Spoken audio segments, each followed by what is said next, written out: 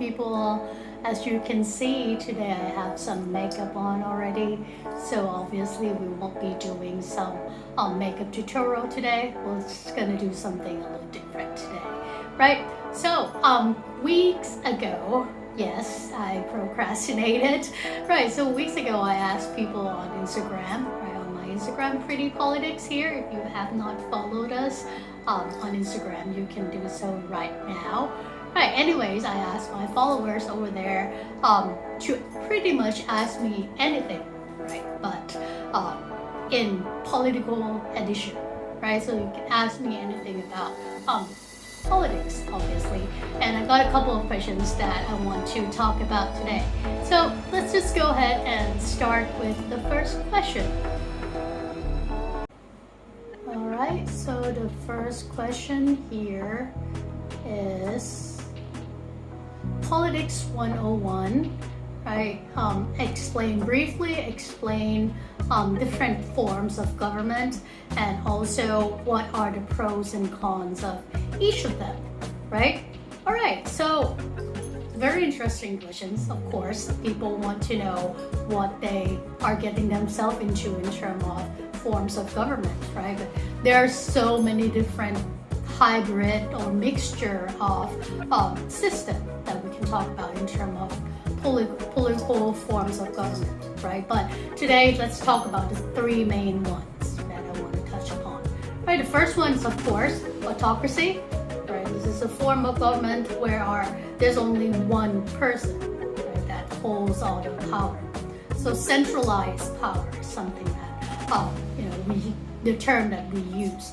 And the example of autocracy is, of course, things like monarchy, right, or dictatorship also falls into the basket of autocracy as well, or authoritarianism. Sometimes you may hear that word as well, right? So pros of autocracy, of course, centralized power, right? That means that the power holds within only the decision of one person, right? So what does that do? Why is it a pro, right? In this contemporary world, we may not be thinking of it as a positive thing, right? True, debatable, but the fact that the power is centralized within only one person in terms of decision making, the good thing is that if managed well, it could mean that decision making process could be done quickly and in timely manners for what the citizens need, right? The cons, of course, they're quite the opposite, right? If there's abuse of power, right? If the monarchy or if the dictator are not following the citizens' demands or best interest, right? That could cause the abuse of power, that could cause state repression, that could cause all the bad things that we now know about autocracy, right? Next, we have the oligarchy, right? A little bit different from autocracy, in which that this type of government also involves two or more group of people, right, to control the power. Right? Different types of coalitions could be formed in order to pretty much share the power, right, who to rule the system. Right? Usually this involves military force, this involves a military government, right? Or it could be a combination of elites coalition. Right? Something that we probably are seeing right now in Thailand, right? Some sort of oligarchy. Pros, it's really hard to say. It really depends on who you are, right? Whether you like oligarchy type of system or not, right? Of course, if you're in the good side, right? If you're in the right side of the system, of course, you're gonna like oligarchy because you can reap the benefit out of it, right? But if not, of course, it's cons, quite obvious. Again, abuse of power, right? Most of the time, it tends to work against the popular demands, right, or the best interest of the citizens, right? Because the power is, although not as centralized as autocracy, right, it's still quite concentrated within different groups of power coalitions, right? And lastly, we have this all revered democracy, right? Of course, even in democracy itself have different type or a different spectrum of democracy as well, right? We have direct democracy, right? We have indirect democracy in terms of representation, right? Or we may even have electoral democracy, liberal democracy, right? If you're interested in knowing more about models of democracy, right? Check it out or ask more questions in the comments box below. But democracy, of course, we know this word, right? This buzzword that we're hearing. This is a form of government where citizens control their government, right? Through most of the time voting in elections, right? You vote for the guy that you like, right? They represent you in office, right? In political office, and produce policy that will serve your best interest, right? So the pro of democracy, right? Pro, of course, is representation. Right? Of course, it's about answering everybody's demands, right? It's about, all the rights and freedoms, things that, we all need, right, in this contemporary world. But there's also cons to democracy as well. But, I'm just gonna go brief on these questions. But one obvious con about democracy is that it tends to respond slower in time of crisis, right? Simply because the institutions or the structure of democracy itself requires checks and balance. When policy come out, it has to go through different process of policy making, right? So it sometimes take a long time to get things done in comparison to when it becomes dictatorship or when it comes to autocracy type of government, right? So things tends to work a little quicker over there, but not always a good thing. Right? So these are the three keys forms of government that I want to talk about today, right? Okay, so next question. Okay, next we have here, let's see. Should the US distribute vaccines to only its allies? Very timely questions, right? I guess my answer is depends, right? Depends on how you want to look at it. Are you looking at it from strategic sense or are you looking at it from humanitarian sense, right? If you want to look at strategy, right? If you want to look from strategic perspective, of course, it makes total sense why the US distribute vaccines only to its allies, I think, to COVAX program, right? Because first of all, you gotta have to, make sure you take priorities, right? You have to make sure that your allies get the vaccines first, right? That just makes strategic sense, right? In terms of diplomacy as well, right? You want to keep your allies, you want to prioritize them first, right? But if you want to look at it from humanitarian sense, right? Where, should the vaccines go to places that needs it the most or not, right? Of course, if you want to look from that perspective, it makes no sense, right? US shouldn't do that, right? They should distribute the vaccines to where it's needed first, of course, right? But then again, I'm a realist, so to me, it makes sense that the US is doing what it's doing. But is that making it right, to use vaccine as some sort of strategic move, amidst all the pandemic, this global pandemic where everybody in the world is affected? No, of course not. But it makes sense why they're doing it that way. Okay, next question is #Pride Month. Very fitting, very fitting given that it's about 2 days before it's no longer Pride Month, but we'll celebrate it anyways, right? Okay, so my take on Pride Month, although there's so many aspects of the LGBTQ movement that we're seeing nowadays that we can tackle on, but I'm just gonna talk about my take about same-sex marriage. Let's do that, okay? So my take is quite simple and sweet and pro-love, right?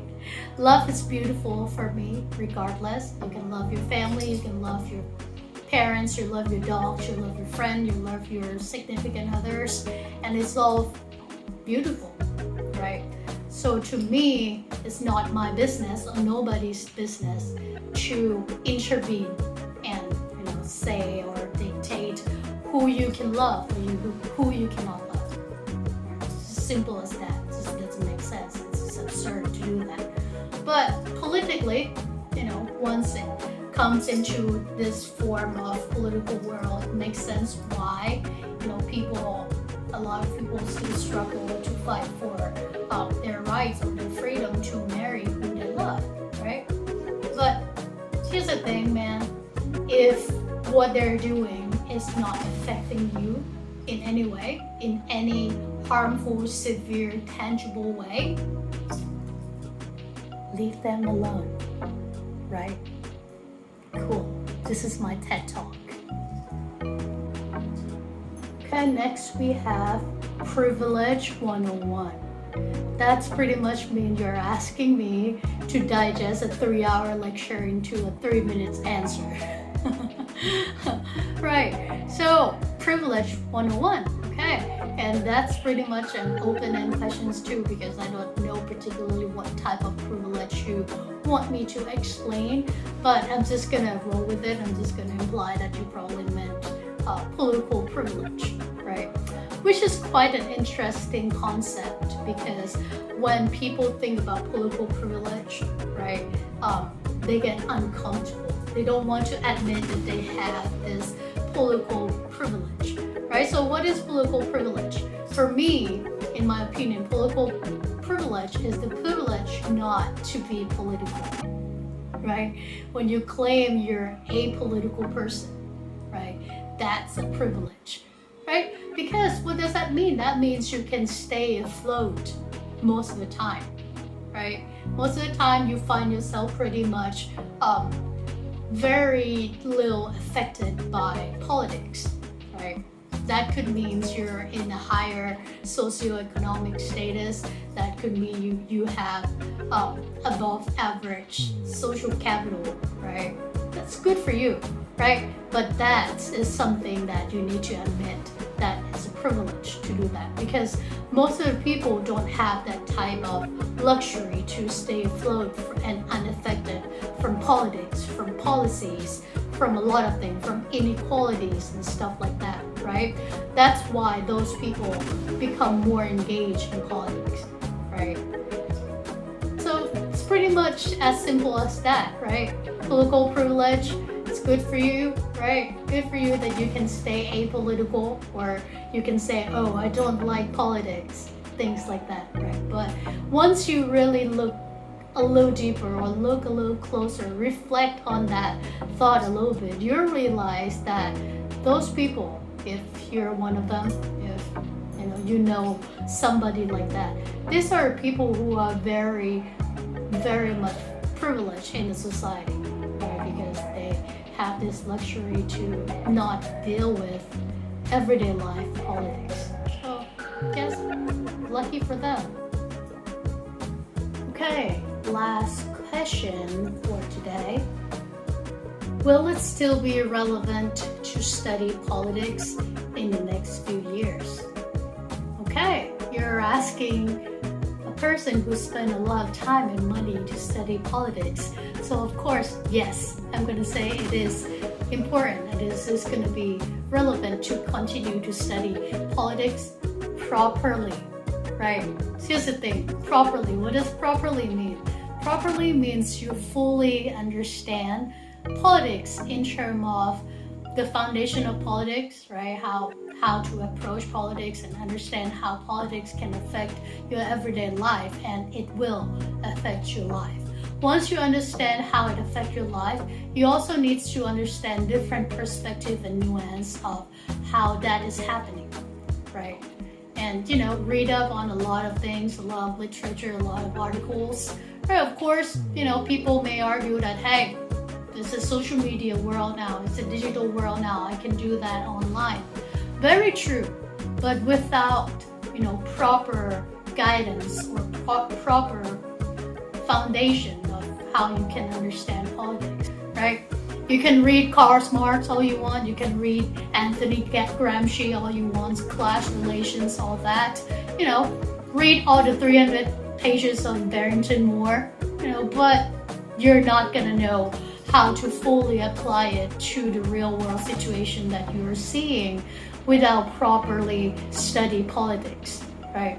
And that's why I always say to my student, be careful with the information that you get online.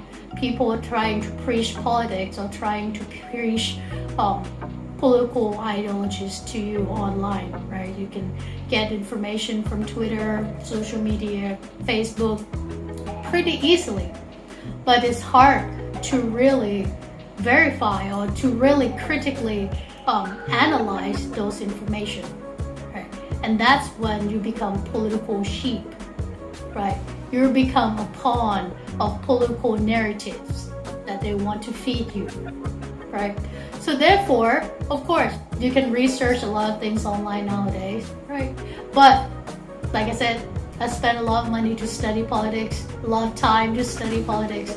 Of course, I'm going to say that it's still going to be relevant for you to formally and properly learn about politics.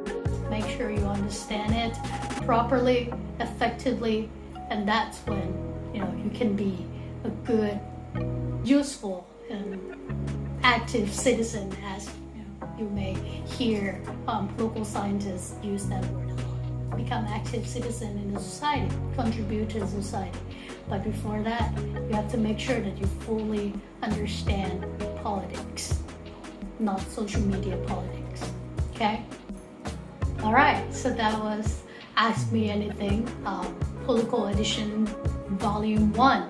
That was fun. Thank you for all the questions that you guys asked here. Hopefully I answered most of them, or if not all of them, right?